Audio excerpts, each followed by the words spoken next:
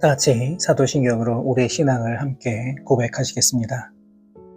나는 전능하신 아버지 하나님, 전지의 창조주를 믿습니다. 나는 그의 유일하신 아들, 우리 주 예수 그리스도를 믿습니다. 그는 성령으로 잉태되어 동정녀 마리아에게서 나시고 본디오 빌라도에게 고난을 받아 십자가에 못 박혀 죽으시고 장사된 지 사흘 만에 죽은 자 가운데서 다시 살아나셨으며 하늘에 오르시어 전능하신 아버지 하나님 우편에 앉아 계시다가 거기로부터 살아있는 자와 죽은 자를 심판하러 오십니다. 나는 성령을 믿으며 거룩한 공교회와 성도의 교제와 죄를 용서받는 것과 몸의 부활과 영생을 믿습니다. 아멘. 다 같이 찬송가 333장 충성하라 죽도록 함께 찬송하시겠습니다.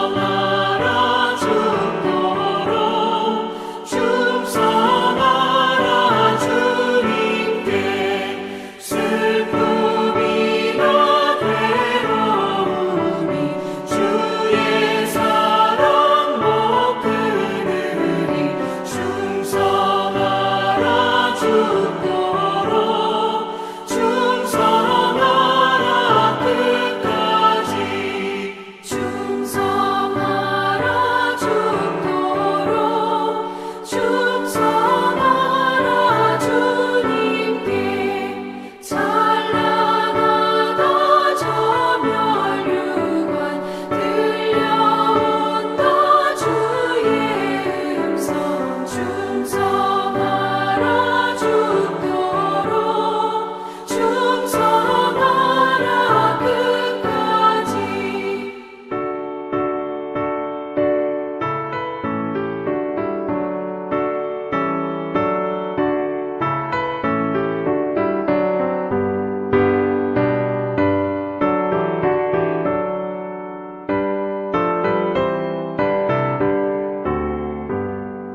충성하라 죽도록 충성하라 주님께 항상 내가 힘쓰오니 주님 나를 도우소서 충성하라 죽도록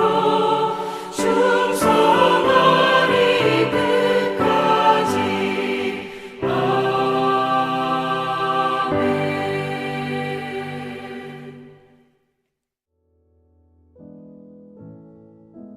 오늘 우리에게 주시는 하나님의 말씀은 구약성경 신명기 17장 14절에서 20절까지의 말씀입니다. 신명기 17장 14절에서 20절까지의 말씀을 제가 받들어 봉독하겠습니다. 내가 내 하나님 여호와께서 내게 주시는 땅에 이르러 그 땅을 차지하고 거주할 때에 만일 우리도 우리 주위의 모든 민족들 같이 우리 위에 왕을 세워야겠다는 생각이 나거든. 반드시 내 하나님 여호와께서 택하신 자를 내 위에 왕으로 세울 것이며 내 위에 왕을 세우려면 내 형제 중에서 한 사람을 할 것이요 내 형제 아닌 타국인을 내 위에 세우지 말 것이며 그는 병마를 많이 두지 말 것이요 병마를 많이 얻으려고 그 백성을 애굽으로 돌아가게 하지 말 것이니 이는 여호와께서 너희에게 이르시기를 너희가 이후에는 그 길로 다시 돌아가지 말 것이라 하셨음이며 그에게 아내를 많이 두어 그의 마음이 미혹되게 하지 말 것이며 자기를 위하여 은금을 많이 쌓지 말 것이니라.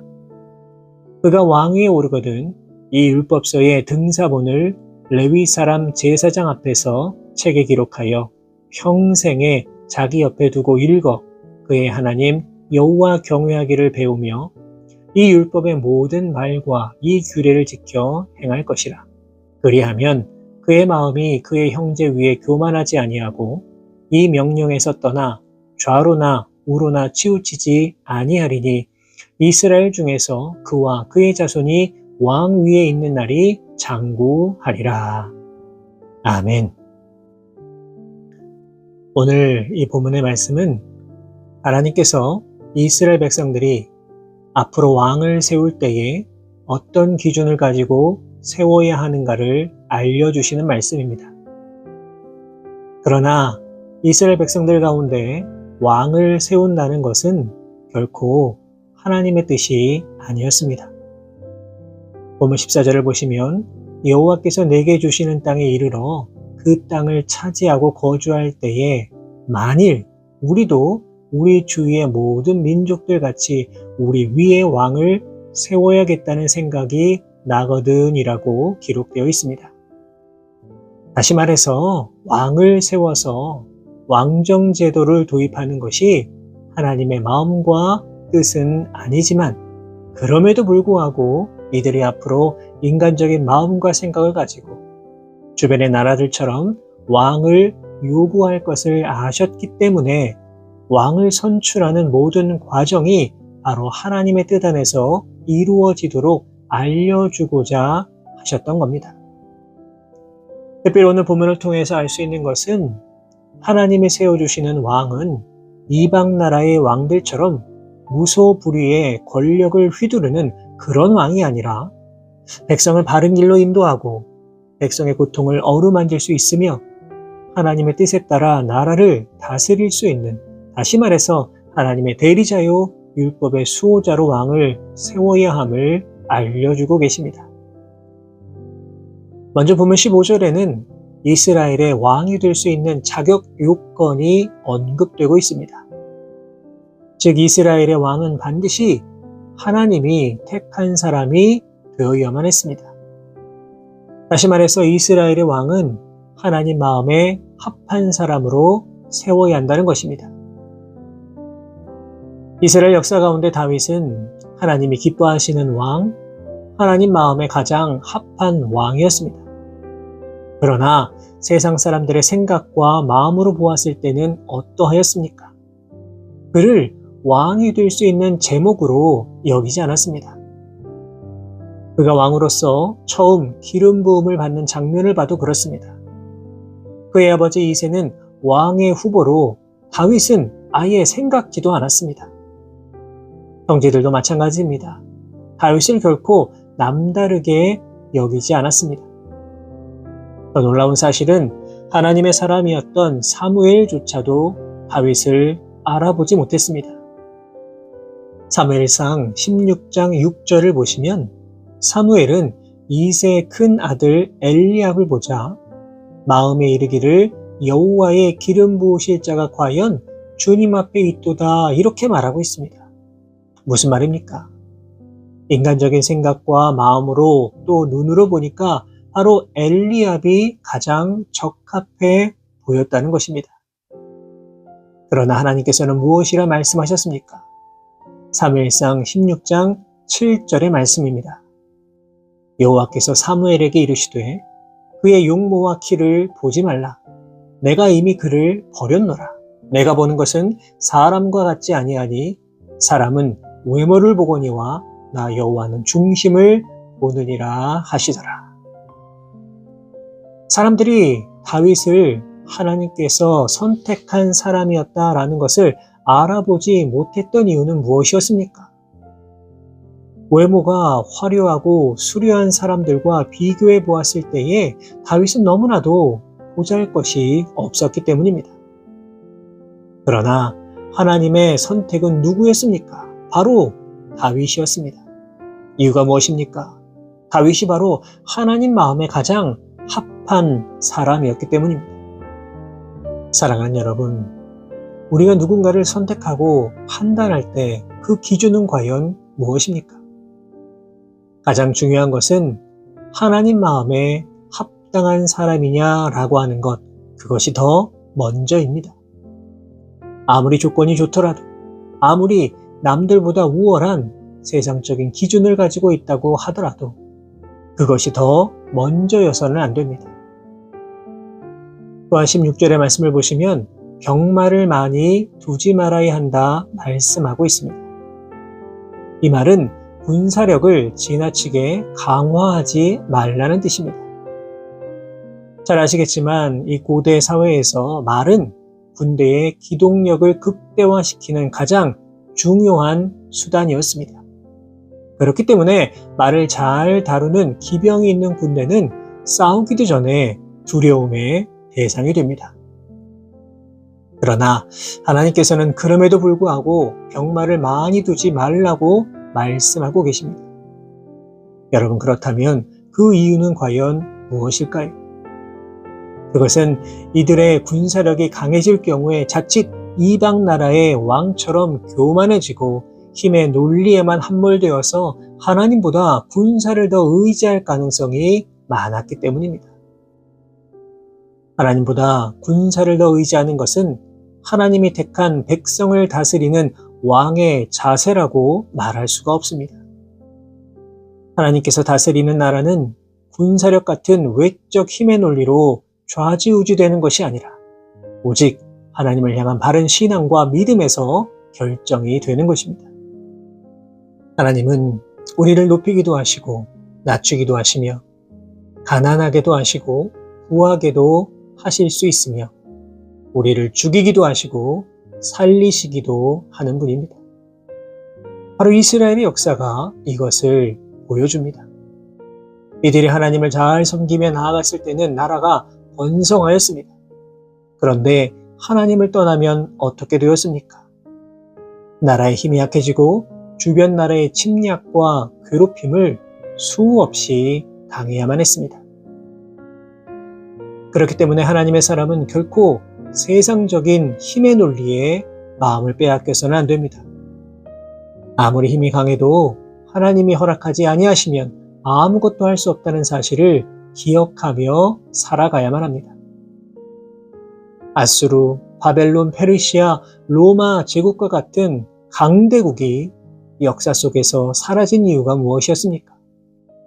힘이 없어서 멸망했습니까? 아닙니다. 이들의 힘은 너무나도 강했지만 하나님이 이들을 심판하셨기 때문에 이들 나라들은 다 멸망할 수밖에 없었던 것입니다. 사랑하는 여러분, 우리가 가지고 있는 세상적인 힘, 지식, 명예 등은 결코 우리의 자랑거리가 되어서는 안 됩니다. 오히려 그런 것들이 많으면 많을수록 나를 뽐내고 자랑하고 싶은 것들이 많아질수록 우리는 더 겸손해야 합니다.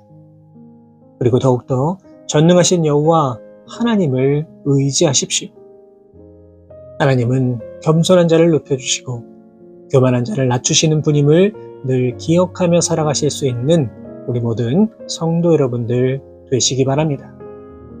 이어지는 본문 17절은 이렇게 기록하고 있습니다. 그에게 아내를 많이 두어 그의 마음이 미혹되게 하지 말 것이며 자기를 위하여 은금을 많이 쌓지 말 것이니라. 이 말은 왕이라고 하는 절대 권력자가 빠지기 쉬운 자기 만족의 태도를 경계하라는 말씀입니다. 왕이 많은 아내를 둔다는 것이 이 당시 시대적 상황에서 보았을 때에 죄악된 것이라고 말하기는 어렵지만 동서고금을 막론하고 많은 아내를 두어서 정치를 잘했다거나 백성을 잘 돌본 왕은요, 흔하지가 않습니다. 우리가 잘 아는 솔로몬 역시 많은 아내를 두어서 이들을 즐겁게 해준다는 명목으로 수많은 우상들을 받아들였고 그 결과 훗날 왕국이 남북으로 갈라지는 단초가 되었습니다. 재물의 축적도 마찬가지입니다. 은금을 쌓기 위해서는 오직 이것만을 위해 노력해야 얻을 수 있습니다. 그냥 가만히 있는다고 재물이 막 쌓이는 것이 아닙니다. 재물을 더 많이 얻기 위해서는 머리도 써야 하고 외교도 해야 하고 다양한 노력을 기울여야만 가능합니다. 문제는 이렇게 은금을 쌓아두는 이유가 어디에 있는 것입니까? 하나님의 영광을 위한 것이 아니라 자기의 부귀 영화를 위한 것이 대부분입니다. 이처럼 자신의 향락과 부귀 영화에 힘쓰는 지도자는 당연히 백성을 등한시하게 되고 하나님의 명령과 뜻에도 순종하지 못하게 되고 맙니다. 예수님께서는 바로 이런 본을 우리들에게 보여주셨습니다. 하나님이신 예수님께서는 이 세상에 오셔서 섬김을 받기 위해 노력하지 않으셨습니다. 화려한 왕궁에서 태어나신 것이 아니라 낮고 천한 마국간에서 태어나셨습니다. 이른바 세상의 상류층이라고 불리는 사람들과 지내신 것이 아니라 가장 소외되고 가장 고통받고 가장 낮은 바로 그 사람들의 친구가 되어주셨고 이웃이 되어주셨습니다. 마태복음 20장 28절의 말씀입니다. 인자가 온 곳은 섬김을 받으려 함이 아니라 도리어 섬기려 하고 자기 목숨을 많은 사람들의 대속물로 주려 함이니라. 아멘. 사랑하는 성도 여러분, 우리는 각자의 자리에서 다 지도자의 역할을 감당해야만 합니다. 중요한 것은 무엇입니까? 그것은 바로 하나님 마음에 합한 인생이 되어야 한다는 것입니다. 우리의 삶의 자리에서 정말로 하나님 보시기에 합당한 기준과 마음을 가지고 하나님을 기쁘시게 하며 오늘도 이 땅 가운데 살아가실 수 있는 우리 모든 성도 여러분의 귀한 삶의 모습이 다 되실 수 있기를 주님의 이름으로 축원합니다. 기도하겠습니다. 살아계신 하나님 아버지 은혜와 사랑에 감사를 드립니다. 오늘도 우리를 사랑하셔서 귀하고 복된 새 날을 허락하여 주시고 주님께서 허락하신 소중한 생명으로 이 땅을 살아갈 수 있도록 인도하여 주심에 감사를 드립니다. 사랑의 하나님, 우리의 삶의 자리에서 우리를 지도자로 세워주셨음을 이 시간 고백하며 나아갑니다. 나 여호와는 중심을 보신다고 말씀해 주셨사오니 마음의 중심이 하나님을 향해 있는 인생, 자신을 높이고 드러내는 것에 마음을 쏟는 것이 아니라 예수님처럼 낮은 자리에서 더 많은 사람을 사랑으로 섬길 수 있는 그러한 우리들의 삶의 모습들 되게 하여 주옵소서. 오늘 하루도 온전히 우리와 함께하여 주실 것을 믿사오며 거룩하신 예수 그리스도의 이름으로 기도하옵나이다. 아멘.